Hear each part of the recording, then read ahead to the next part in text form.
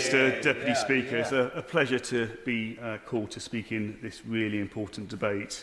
I've listened with interest on both contributions on both sides of this House, and I think while we may have different political views, I think we all do care about our communities, and I just want to take the tone down a little bit to focus on actually our communities and actually ensuring that in this place we do the right thing. Can I firstly start by thanking Hertfordshire Police, but also the police men and women that work on this estate to keep us safe. With my conversations of both my local police force but also those around the estate, each and every one of them is passionate about making sure that the rotten eggs, the few that are within the service, are quickly removed, and rightly so. Within my own beautiful constituency of South West Hertfordshire, unfortunately we've seen a significant uptick in attempted burglaries. So there is a fear and a perception of increased crime, which, while not necessarily reflected in crime figures, does have a material impact on my community. I know that I will continue to work constructively with the excellent Chief Constable, Charlie Hall of Hertfordshire Police, but also the excellent Police and Crime Commissioner David Lloyd and his Deputy Councillor Lewis Cocking, because they fully understand actually what's required to firstly combat crime, but also ensure that my residents feel safe and secure. I did have the opportunity to speak to the Hertfordshire Police Federation last week to talk about the issues they're seeing on the front line. And yes, while we will continue to talk about funding, but the thing that really struck me that my good friend from Eastleigh spoke about was recruitment and retention. Retention is a real issue that is going to be with us in the future, not necessarily today, and I look forward to the Minister addressing those questions posed by my good friend.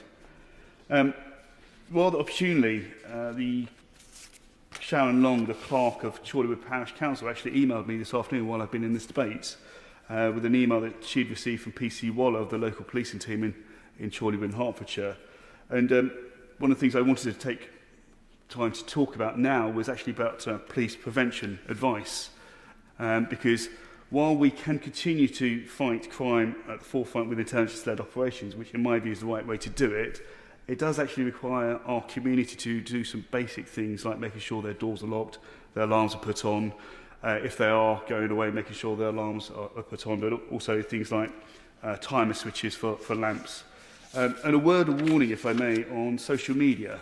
I'm sure I know all of us in this place will use social media, but if you are likely to be away from your home or residence for a while, for instance for holiday, my strong steer for each and every one of you is to post those trips and those great memories after you've already come back, because all you're doing is advertising to potential burglars that you are not around, and therefore they can take their time scoping out the place and breaking in. As the House will know, my beautiful constituency of South West Hertfordshire benefits from the M25, and the underside, so the downside of being so close to great transport links does mean that those communities around those great transport links are vulnerable to outside crime. As a former victim of crime myself, I know how devastating it can be when your home is burgled or attempted burglary.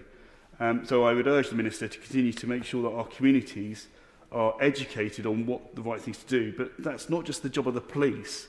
There are programmes like Neighbourhood Watch, but also our great partners in local government who inevitably have more contact with our communities before things go wrong. And one of the things that the police have reassured me in Hertfordshire is that actually if there is a burglary, they will attend each and every one of them. There will be a scene of crime officer who will attend every burglary. There will be a detective constable allocated to the crime to investigate. A detective sergeant will review each and every burglary to make sure nothing is missed. The police have minimum standards of investigation to be completed.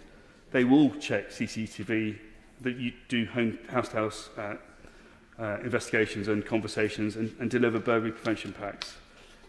Intelligence-led operations are the key to all of this.